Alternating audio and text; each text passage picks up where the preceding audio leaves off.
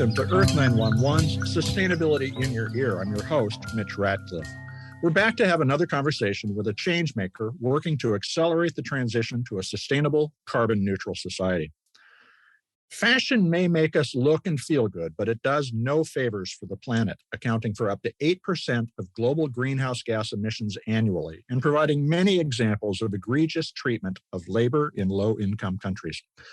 The United States Senate is currently considering a bill that would require moving fashion production back to the United States under better environmental and labor standards than other countries enforce. Introduced by New York Democrat Kirsten Gillibrand, the Fashion Accountability and Building Real Institutional Change Act, or FABRIC Act, builds on state legislation passed in California and New York during the past year. Our guest today is Frank Zambrelli, Executive Director of Fordham University's Gabelli School of Business Responsible Business Coalition. The organization recently released a report called Scaling ESG Investments in Fashion, which identified 7 areas of focus required for institutional change in the fashion industry. They include industry-wide adoption of emission reduction goals by 50% before 2030 and carbon neutrality for the entire industry by 2040. They also ask for use of renewable energy in manufacturing, elimination of the use of restricted chemicals, and fair labor practices across every step of the fashion supply chain in order to turn the industry into a sustainable one. You can learn more about Fordham's Responsible Business Coalition at www.fordham.edu/Gabelli-school-of business. That's fordham.edu, Gabelli School of Business. Remember, there are dashes in there. And check out the organization, which is listed under its industry collaborations. Welcome to the show, Frank. How are you today? Doing very well. How are you? I'm a little under the weather, but it's great to have a conversation with you to take my mind off that. Fantastic.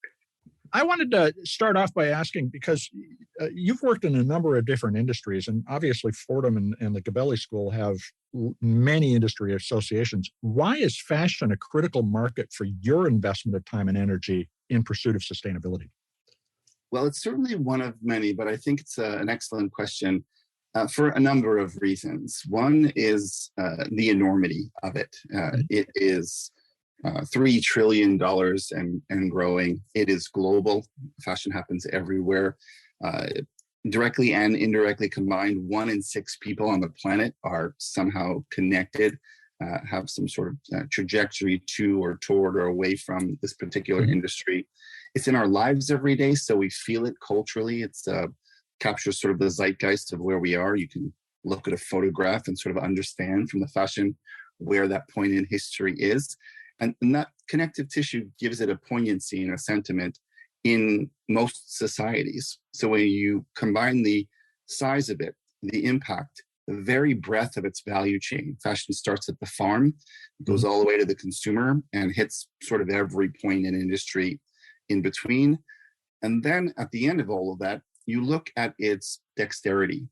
Unlike some heavy industries or other industries, fashion moves on a dime. It's this giant cargo ship that steers like a go-kart. And so it's an excellent proxy for understanding and piloting different elements that can have huge impact because of its reach and scale, but can move quickly to pivot as necessary. And fashion, too, is an expression not only of our style, but of our values in many ways. And so I think it's an important lever in changing some cultural thinking about our relationship to the planet. But the industry has been frequently criticized for a lack of transparency. How is it evolving to address customer concerns about the environmental and social impact of the clothing they buy?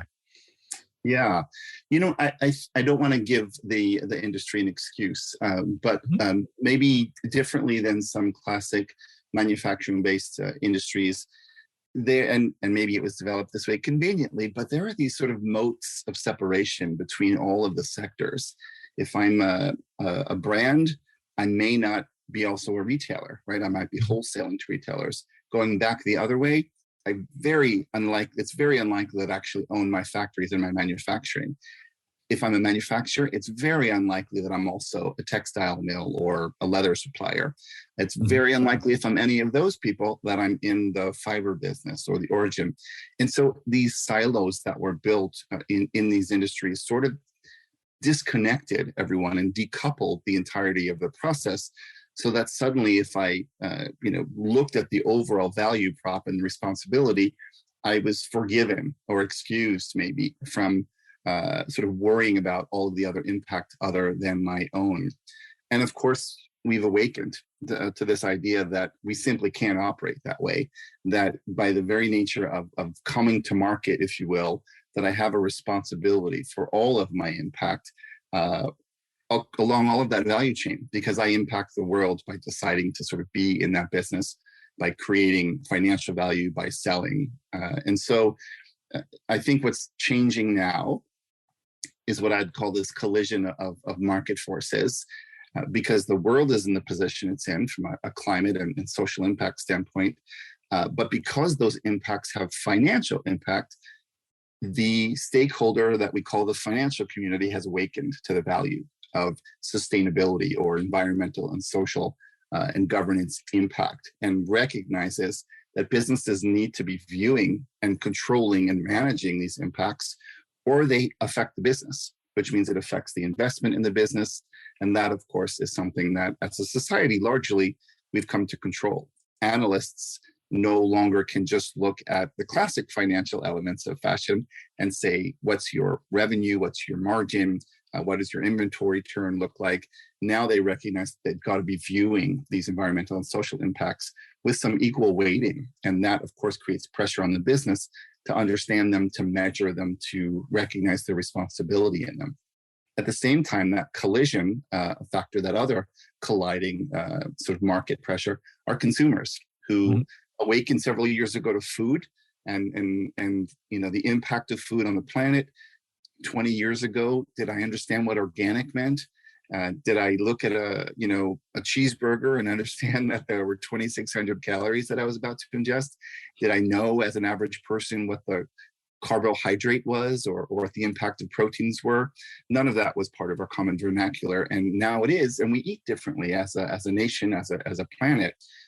That is sort of what's happening in sustainability. People are recognizing the impact of an industry. So when you have that collision and you know more, and you're sort of in a position and forced, if you will, to recognize your impact, you change. And so what's happening now is movement towards that change.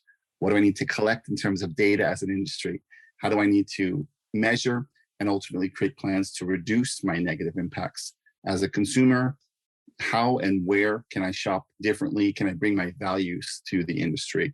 And all of those things are awakening in a very, I'd say it's a nascent and embryonic moment, but some of the most dynamic activity that I've seen in the industry in 25 years. But you're absolutely correct. Fashion is a microcosm that expresses the entire challenge that we face with the climate crisis. We have an increased awareness of how we impact the world, and we're actually now starting to take responsibility for that. But there's a lot of connections that need to be made. So let's talk about a few of the key goals you outlined in the Scaling ESG Solutions in Fashion report. Is the industry making sufficient progress in measuring its scope 1, 2, and 3 greenhouse gas emissions necessary to reach 50% reductions by 2030, which is what you're calling for? Oh, I'm going to age myself here, but that's the $64,000 question, right? I think the reality is at the moment we're, and again, collectively, some people are really there and doing amazing and accelerated work. As a collective, the answer is probably no, we're not. We're not on track in that sense. Some people have just started, many haven't even started that particular journey of measuring their scope emissions. And again, scope 1, what's happening in my own house, if you will. Scope 2, the sort of slightly decoupled but still manageable emissions based on my energy sources and other areas. Those are relatively, not completely, but relatively simple estimates. There are lots of solutions to sort of manage them. But in fashion, we're largely talking about 90% of our emissions in that third scope, scope 3, sort of all those indirect emissions coming from every other part of the value chain. And that's difficult. It's difficult stuff. In the world of math, scope 1 and 2 are addition and subtraction. Yeah. Scope 3 is quantitative physics. It is really a stretch because it's so complex. It's in so many disparate places that aren't necessarily connected to each other. And frankly, the science of measuring those elements exists, but it's still developing. It's the veritable, we are building this plane as we fly it. And I think that has created some real challenges for people to dive in with the typical, not only sort of enthusiasm, but the rigor that industries like to apply to processes like these. And so that's been the challenge. But it's changing and it's accelerating and it's moving. So I have hope. That's good to hear. And we hear this across a lot of different industries about scope 3 being so complex to measure. But in some sense, every scope 3 emission is someone else's scope 1 or 2 emission. And transparency about what my organization does in terms of GHG emissions is necessary for my customers, suppliers, and everyone else in the supply chain to understand. What will happen to the companies that refuse to start to express that information to the rest of the industry? Are they going to get cut out of the game? Yeah, it's a great question. I think, the shortest answer to that is yes, not radically and not instantly, but there's a couple of things that I think are going to prevent that scenario from even being a possibility. Certainly around the world, Europe's ahead of the US, but the US is now coming on stream. There's a point in 2024 where it's highly likely as a public company, these measurements and my remediation efforts are going to be part of my 10K. As a public company, I won't have a choice but to be measuring and reporting, and in some cases, even audited levels of data. And so that changes the game. When I've got a sort of regulatory compliance-based situation around emissions, it's a whole new day. I have a fiduciary responsibility as a leader to understand and get my arms wrapped around that particular subject. At the same time, again, it all comes down to market forces, right? What is moving my business? Regulatory pressures move my business. Consumers move my business. If I'm, a 55-year-old person walking into a brick and mortar store, buying a sports coat or buying a jacket, is my first, generally speaking, is my first consideration. Hey, I wonder if the factory that made this was run on renewable energy. Probably not. But if I'm 22, it's part of my consideration set. It's a different world. And so what we're starting to see is that shift in actual purchase behavior.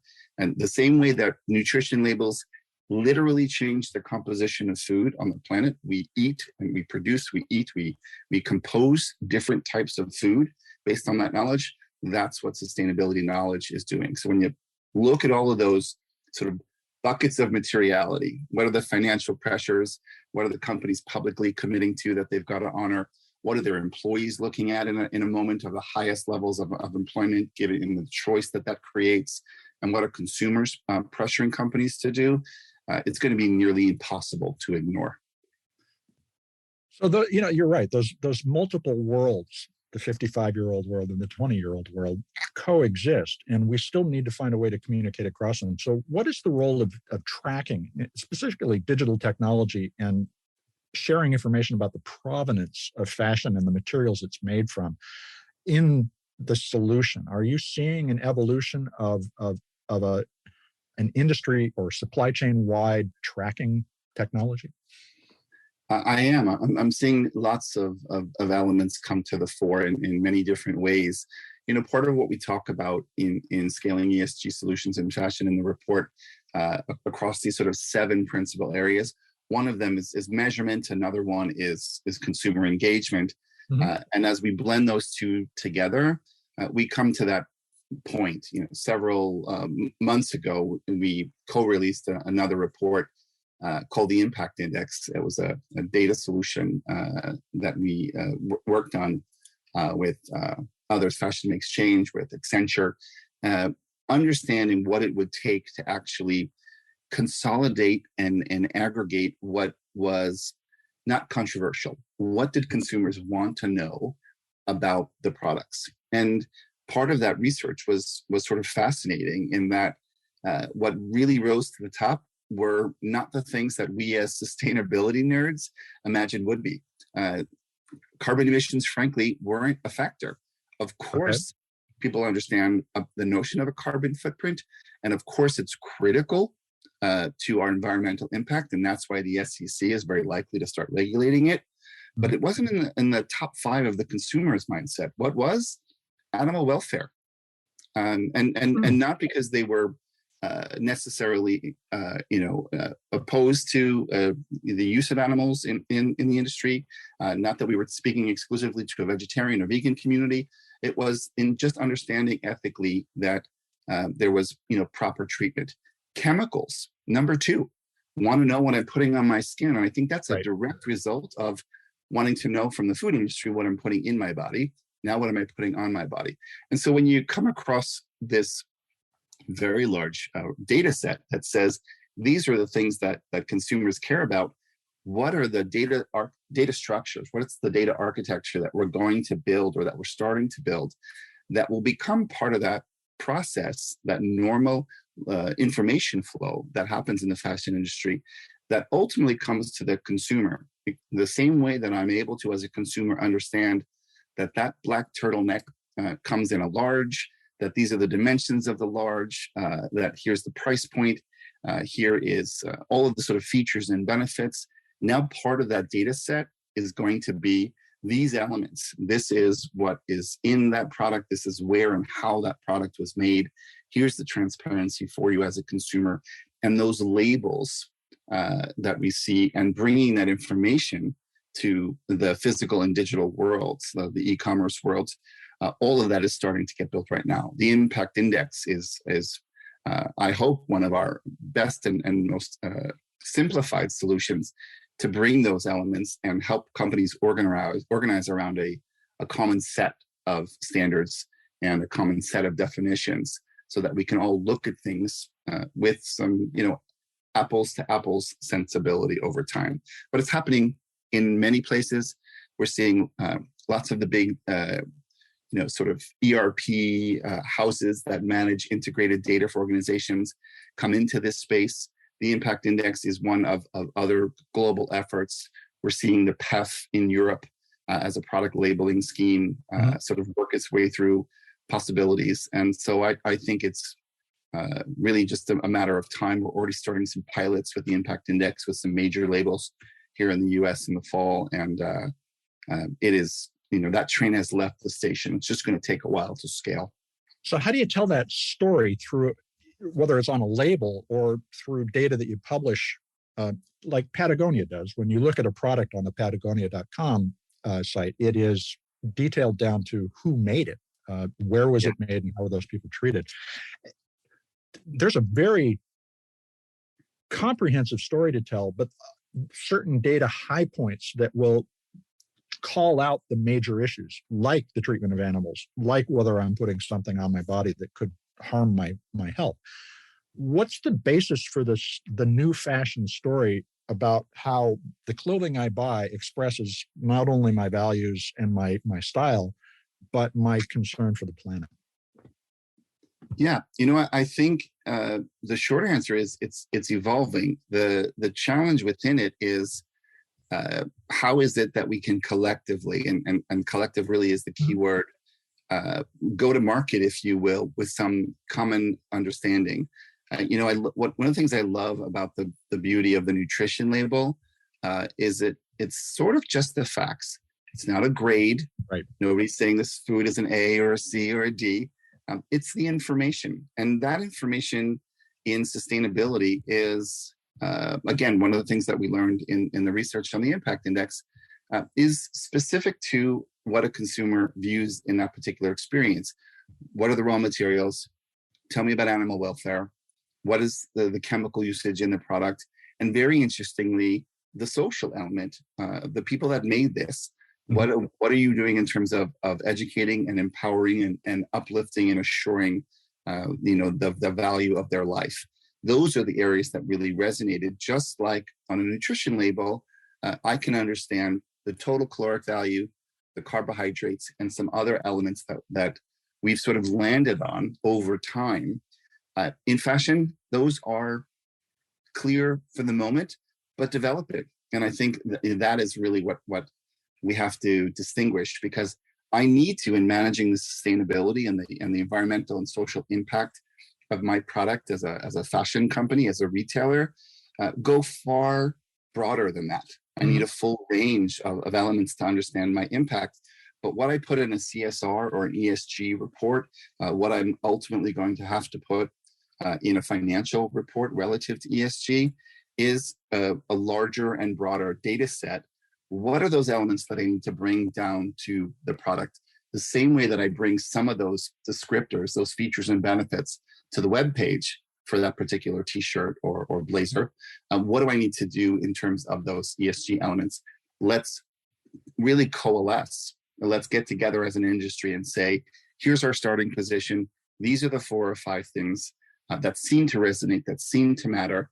Let's all agree that we're going to speak about them in identical ways, in equal measurements, so that over the next few years, that element of sort of ratifying or standardizing what chemical usage means on a label, or how we're going to certify, if you will, or adopt a standard in raw materials, becomes something that the consumer starts to understand the same way he or she understands calories, carbohydrates, protein, etc. It's a new awareness, and it's going to take some time to get there. Let's take a short break. We're going to be right back to talk more with Frank Zambrelli.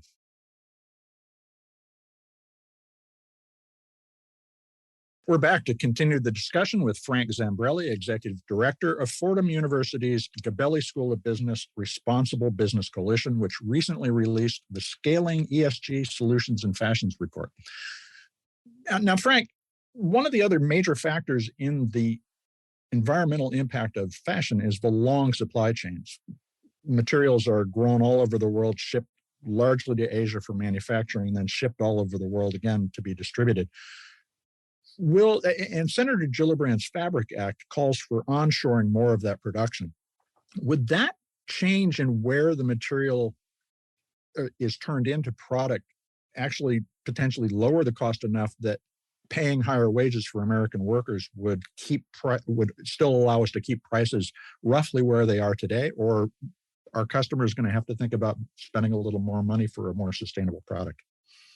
So I think it's not all completely resolved yet, but I think the positive intention of Senator Gillibrand's position with the Fabric Act was to additionally create some of the incentives to allow for that differential in the costing, while of course protecting workers and sort of creating that sense of shared responsibility throughout the industry.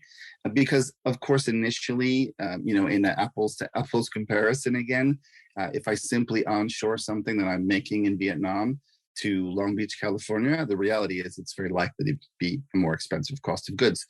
So what are those other elements that I can bring in tax incentives, in other incentives, to start to allow that transition for a product, but also even a blending of that? I'm going to equate this to connected but separate elements.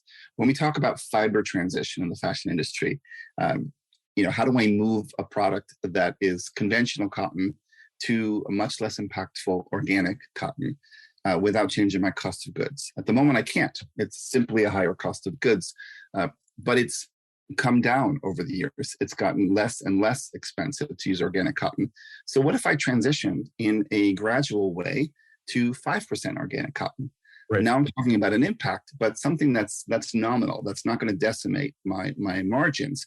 How do we do that here? How do we take the Fabric Act and use it as a lever of support for the transition, so that I might still need to longshore, offshore, or nearshore certain parts of my base, but I can have the freedom and the understanding and the wherewithal to start transitioning to something onshore. Additionally, how do we support the Fabric Act with technology? We're at a point now with artificial intelligence and machine learning that as a merchant, I can get much more accurate, much more precise about what it is that I need to make, how much of it I need to order, when I need to order it. So we're starting to see all sorts of pilots in global forecasting based on search. We're starting to see dynamic planning where I can understand when I'm going to need the product that I'm going to need. So if I need 100 units of something to make the math simple, then maybe I can make 60% of that product offshore. And then I can nearshore the next 10 or 15% as I understand the sell-through. And now I've got a shorter speed to market. And then I can onshore the remainder of that balance. And while my margins are probably going to go down in each case, the dynamism and the dynamic nature of the planning combined with the higher margins at the outset, because I don't have the disposition, because I'm not going to throw away any of it. It's not going to end up in landfill. And that 60% full price sell-through that I normally get is going to look closer to 85 or 90 because I'm going to make exactly what I need. Suddenly I've managed the margin differential. I've eliminated the waste. I've radically cut out, maybe 30 or 40% of the GHGs in the process because of the geography implications. And this is how all of these things are going to come together in something like the Fabric Act, all the while protecting the workers who lack some of those, general protections at the moment. You're hitting on something we've discussed with many folks, which is the measurement and management of all of these supply chains can be optimized in ways that cut the costs by eliminating all the waste that we have simply ignored for generations. That's right. In order to get to a new reality, instead of like some sort of wholesale change is all going to happen at once and we're going to solve the climate issue. There are other elements of how fashion is representing its sustainability to this that are somewhat controversial still. And in particular, some of the use of petroleum-based materials, and particularly polyester and what's called vegan leather, which is made from oil, are being portrayed as sustainable steps. Are they really sustainable? Oh, it's the other giant question. I mean, there are elements of, there are points of view, shall we say? Yeah, sure, of course. I would say that in the case of traditional vegan leather, or really, what's polyurethane based synthetic leather, very hard to make an argument that is a sustainable option. It's an ethical option. If I'm representing, PETA, and I really just do not believe, in the killing of animals for fashion, I can't argue that point. In that particular case, a PU leather is sort of satisfying my proposition that about animal welfare in that particular sense. But if we're accepting of the broader condition, which is leather is a part of our, leather and beef are and will remain to certain degrees, part of our world. Then I don't know that vegan leather as a PU-based product can really be accepted. And we're seeing the evolution of other solutions, mycelium/mushroom-based leather, some early efforts in pineapple. We're seeing now with agave and cactus, all of these other sort of plant-based, sort of nature-based approaches to leather replacements. But what we're also seeing in this particular case are advances in regenerative agriculture that allow leather to actually become, a soldier in the fight for, a cleaner, less impactful supply chain. I'm thinking about the number 6 burger. If you're ever in the American Northwest, Burgerville is a small chain, and they have on their menu the number 6 burger. It is a carbon negative burger. Made with a regenerative rancher in Georgia that actually uses regenerative agriculture sort of techniques and methods in grazing the cattle that actually sequesters more carbon than it uses. So now you take that through a clean tech process in the traditional leather industry, and what have I created? A carbon negative burger and a piece of leather that actually regenerated the earth, that sequestered carbon. And so to me, there are a variety of solutions for getting beyond, in the case of leather and other issues, not just saying this is bad, we need to move away from it. How do we make what is maybe currently bad, but so pervasive that it's a giant hill to climb, and actually make it better? In addition to supporting mycelium research and pineapple research and fruit leather and all of these other options, which are gaining momentum and improving day by day by day. Polyester, same situation. We've got enough polyester in the world to never extract another barrel of oil again to make it. Right. Is recycling polyester the answer? It has its own implications, honestly.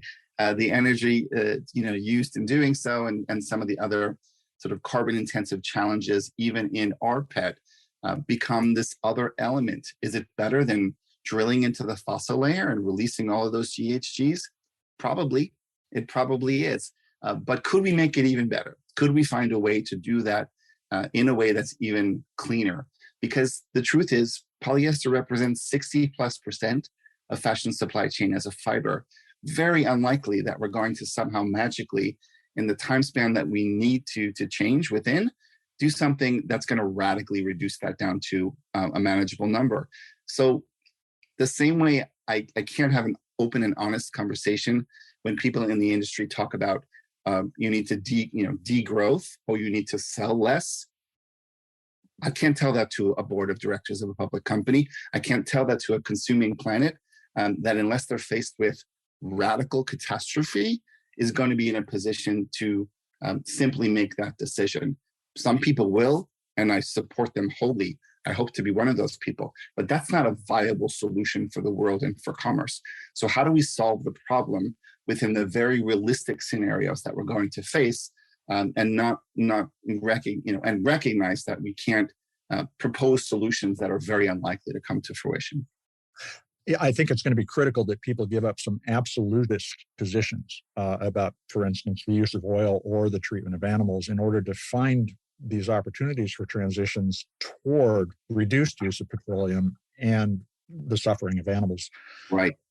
That's such a challenge, and I want to ask a few kind of forward-looking questions to help our audience think about what they do.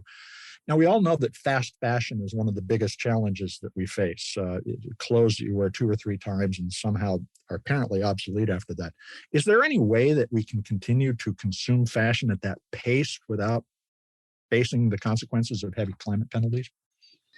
Probably not. Honestly, if nothing changes, we're not in a situation or on a path where that is sustainable, and I mean for the planet, not just in the sense of sustainability. However, the reality is, there's a bunch of realities. Fast fashion in and of itself, certain players and certain actors in fast fashion are actually some of the organizations investing most in sustainability science, in environmental and social impact. So I want to just, sort of park the fast fashion bashing that goes on for just a moment. Yes, they need to radically shift in many, many ways, but I also want to applaud the recognition that so many of those companies have and are investing literally billions of dollars in transformative techniques and processes. The challenge with fast fashion is that it solves a need. It solves a need for people who financially need to shop within that space to sort of afford clothing. It solves an unfortunate human characteristic, a human trait of modern society. We like to consume as people. While it would be lovely to say that we're going to change that behavior, something awfully horrible and radical would have to happen. As human beings, we don't face those substantive cultural shifts unless we are forced to. I mean, and I'm talking like, axial shifts and war and global devastation. Yes, that's a path that we could potentially on, but it's so far away in most people's minds that I don't think no one wants to go there. And no one wants to go there. And I don't think it's a viable strategy to say, hey, we've got to stop, consuming this way. So what is it that we can do? So instead of assessing how do we use degrowth, how do we stop consuming, which is, a very unlikely cultural or behavioral shift in society, how do we instead consider the science and the process opportunities of recalibrating what's happening in that consumption, in that fast fashion? What if the clothes that are being, mass produced at this point were produced with preferred fibers that didn't have the negative environmental impact? Or what if at the other end of the supply chain, those clothes didn't hit landfill because we were far more precise in the quantity and the distribution of the product that machine learning and artificial intelligence will allow us to be. What if a portion of those clothes never were disposed, but ended up back in a more circular evolution as restated raw materials? The circular economy opportunity that we have within fast fashion. How do we apply the sustainable techniques and solutions to the problem that can actually get us to a different place within the context of what's realistic? Because radical degrowth, radical reduction in consumption is highly unlikely. And at the same time, if one of these very large fast fashion companies were to go out of business, that has implications too. You're going to put 1.5 million people out of work. You will radically shift the economy of Bangladesh. People will literally go hungry.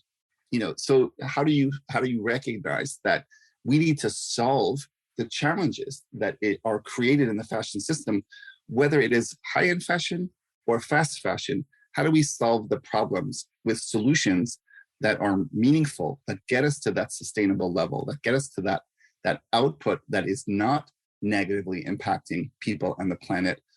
Because those are solutions that are viable. Those are solutions that will be scalable versus this massive cultural shift in society, which is unfortunately, a Pollyannic thinking.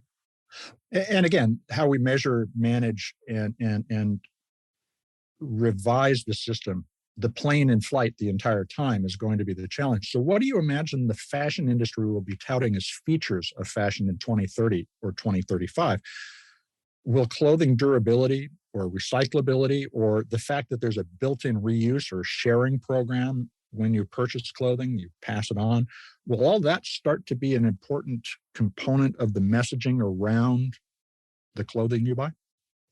Absolutely. And it's actually really exciting. One of the, and you'll forgive the adjective, but one of the sort of sexier things about fashion is all of the newness. And I think about what e-commerce brought to the fashion space, right? It was radical shift in sort of, revenue generation for the brands and retailers, but also for the consumers, this sort of brave new world, this interesting space. We're seeing that now with re-commerce. One of the most effective circular economy solutions there is. Now, if I'm a brand and I've got a $10 billion accessories company, like some of the luxury houses do, you just opened up $1 billion of revenue opportunity for me that I hadn't previously been controlling. When's the last time I had a new $1 billion channel of distribution handed to me on a silver platter? But at the same time, of course, creating excitement for the consumer, creating this massive circular economy element within my business to actually advance my own ESG targets. How do I create those exciting moments for consumers to bring product back as part of the shopping process?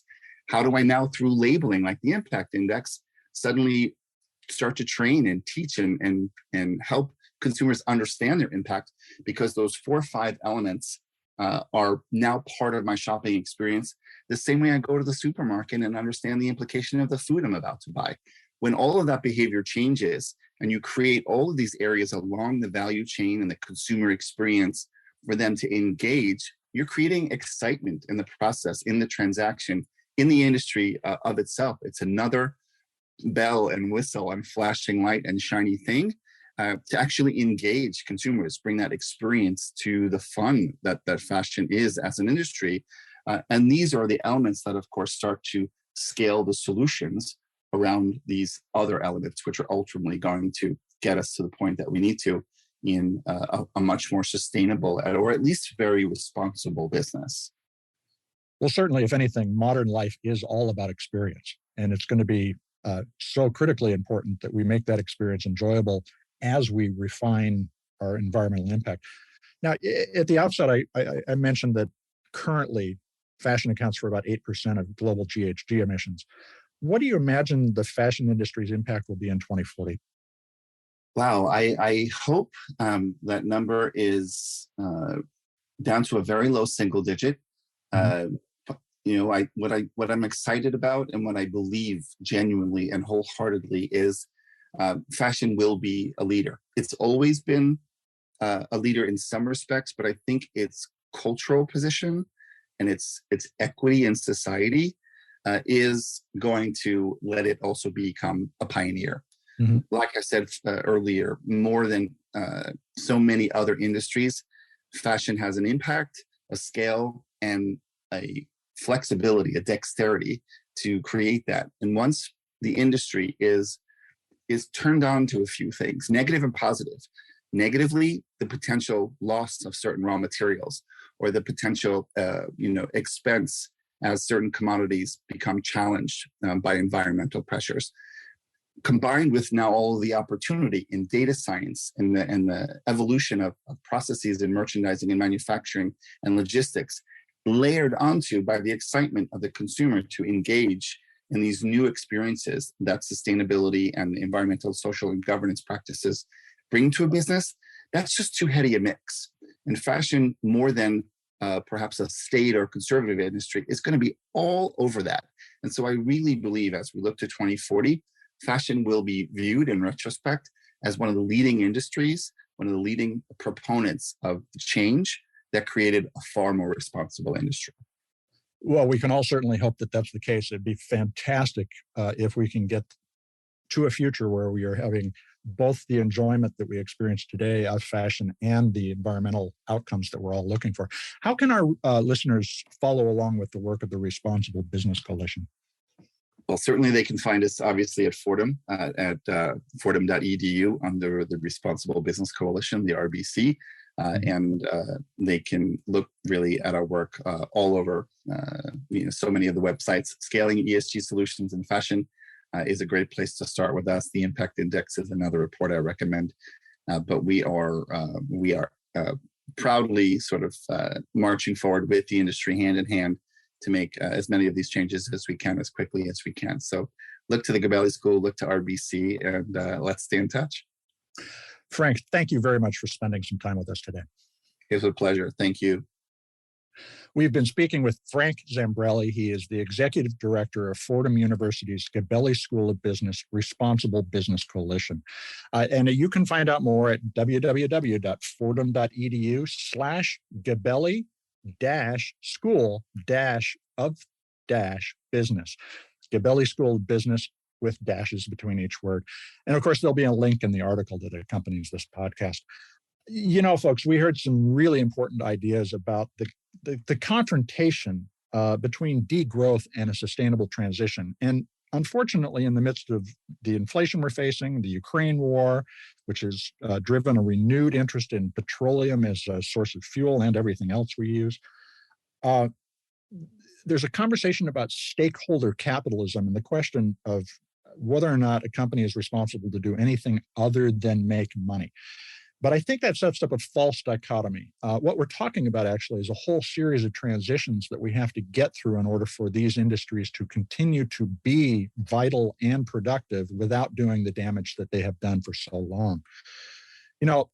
That reflects something that William Gibson, the science fiction writer, said about 30 years ago, which is the future is already here. It's just not evenly distributed. How do we distribute sustainable fashion so that it's accessible for everybody and tell the story and make the experience of shopping for fashion as enjoyable and pleasing as it is today is all part of the challenge. But ultimately, it comes down to each of us and the choices we make as consumers. So you need to ask the brands that you shop with for more information about the impact. You can help define what the fashion industry tells all of us. So take a few minutes, think about what you're buying tomorrow, and take a moment to send a letter to the brand and ask for more information if they don't provide what you already need. It's all about all of us working together to make this change. No one's going to come along and do it all for us and solve the problem and hand us a new society. We have to build it. So this is Earth911, Sustainability in Your Ear, and we're going to be back with another conversation with an innovator soon. In the meantime, I hope you'll take a few minutes to share this podcast and all the others we've done with your friends, family, the people you work with. Send it to your boss so they think about this. It's time to make the change, and more ideas will create less waste. We'll be back soon. In the meantime, folks, take care of yourself, take care of one another, and let's all take care of this beautiful planet of ours. Have a green day.